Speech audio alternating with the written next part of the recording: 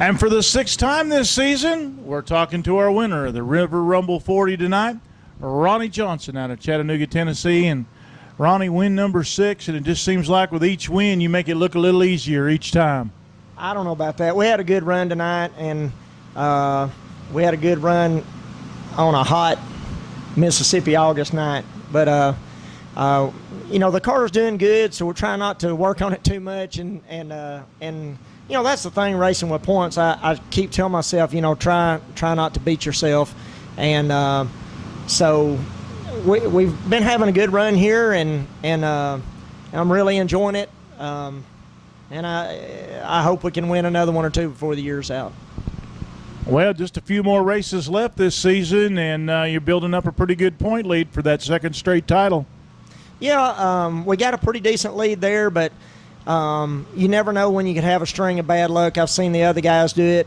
A couple of guys were doing great, and, all of a sudden it just went south on them, and they've dropped off the tour, and we're too far into this thing to drop off of it for sure. But, again, we're just trying not to change a lot on the car. It's doing pretty well right now, and I just try to go out there and hit my marks, try to maneuver the lap traffic well, and you just got to have some luck. I've had some fast cars before, and sometimes you just can't have any luck. And sometimes the harder you try, when you get in that position, the bigger the hole gets that you dig into. So right now things are going well, so I'm just kind of trying to ride it out.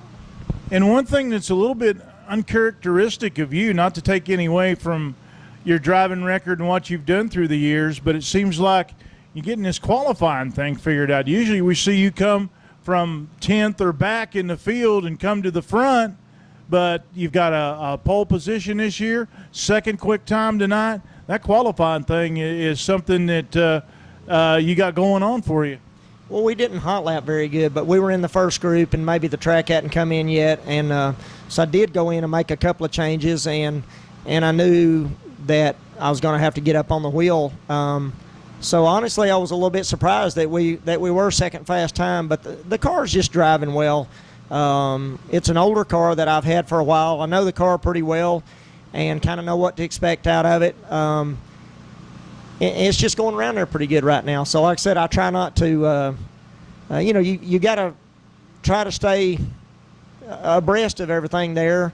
But sometimes when you're trying to stay 2 steps ahead, you wind up being 2 steps behind. So we're just kind of doing what we do and letting it come to us. And you never know, we might go to the next race and all of a sudden 5 guys have found some new combination that, when you get behind, that's when you start working on the thing, and eventually, and you have to. I mean, that's the way. Even with this older car, it's been a good car and it's been a bad car over the years, and sometimes you have to reinvent it with a different setup or make a few changes on it or whatever. But when it's going good, I like to leave it alone.